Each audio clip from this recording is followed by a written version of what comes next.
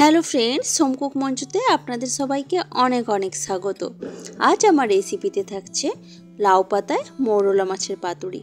ভীষণই সুস্বাদু হয় এই রেসিপিটি গরম ভাতে। তো এই রেসিপিটি আজ আমি কিভাবে বানাচ্ছি এখন আপনাদের সাথে এটাই শেয়ার করছি। চলুন, এখানে দেখুন আমি মৌরলা মাছ নিয়েছি, যেটা খুব ভালোভাবে পরিষ্কার করে ধুয়ে রাখা আছে। আর এখানে নিয়েছি বেশ কিছুটা লাউ পাতা, একদম কচি কচি লাউ পাতা আছে এর মধ্যে। তো এই লাউ পাতাটা সরিয়ে রাখলাম। এখন আমি এই মৌরলা মাছটায় কিছুটা নুন আর কিছুটা হলুদ গুঁড়ো দিয়ে কিছুক্ষণ ম্যারিনেট করে রাখবো। তো তার জন্য সামান্য নুন আর সামান্য হলুদ গুঁড়ো দিয়ে দিলাম। এখন সব কিছু খুব ভালোভাবে মাখিয়ে নেব।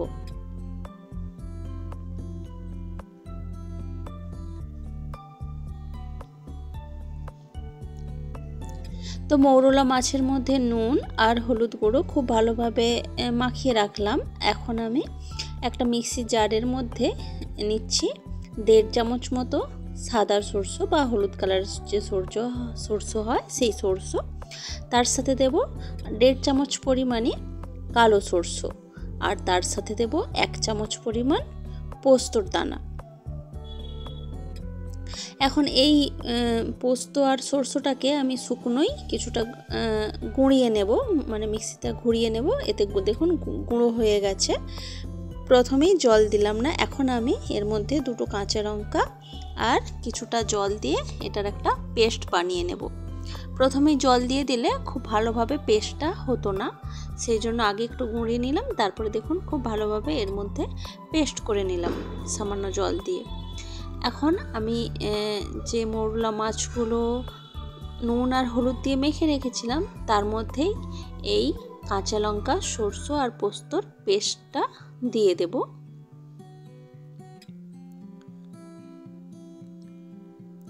তো কাঁচা লঙ্কা, সরষে আর পোস্তর পেস্টটা দিয়ে এখন এই মৌরলা মাছটাকে খুব ভালোভাবে মেখে নেব।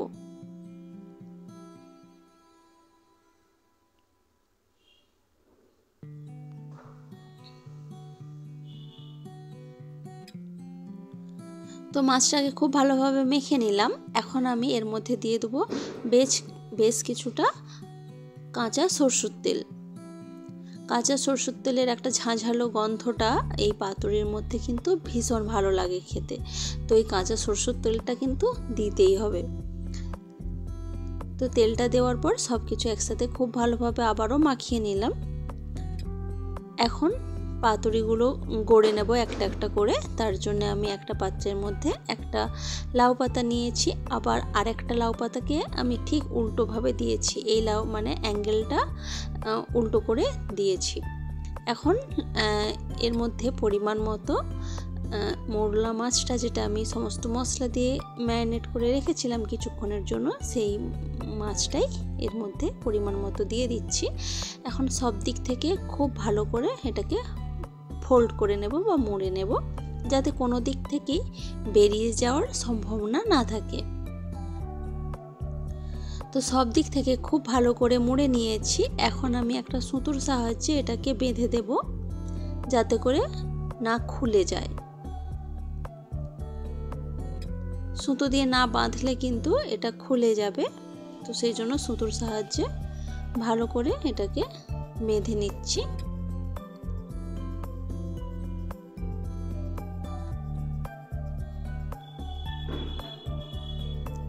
তো দেখুন খুব ভালোভাবে একটা কিন্তু গড়ে নিয়েছি। এইভাবে আমি আরও একটা আপনাদেরকে দেখাচ্ছি।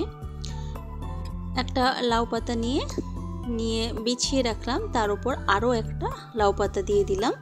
এখন এই লাউ পাতাটার উপর কিছুটা মৌরলা মাছ মশলা মাখিয়ে যেটা রেখেছি সেটা দিয়ে দিচ্ছি। পরিমাণ মতো দিয়ে দেওয়ার পর সব দিক থেকে খুব ভালো করে এটাকে মুড়ে নেব।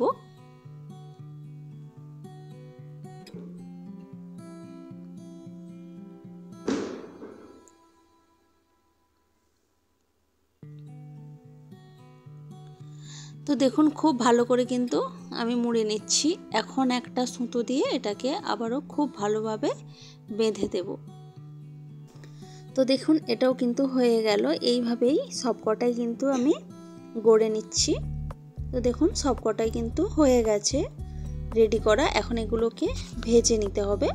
তো তার জন্য কড়াইতে আমি কিছুটা সরষের তেল দিচ্ছি। সরষের তেলটা ভালো করে গরম করে নিচ্ছি।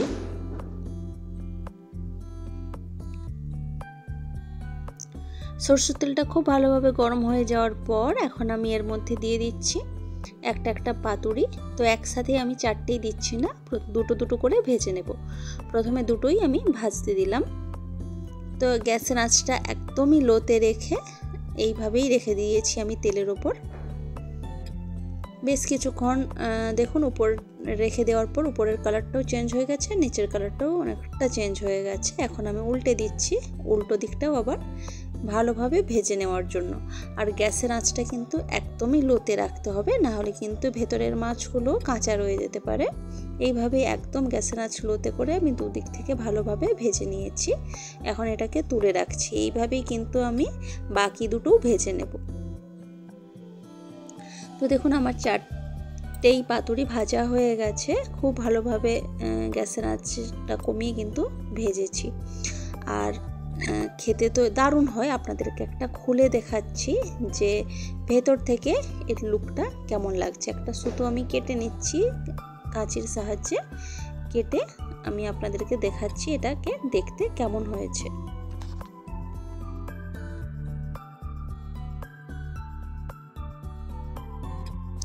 তো দেখুন এইভাবেই কিন্তু রান্না হয়ে গেছে মৌরলা মাছের পাতুরি। দারুণ হয় খেতে।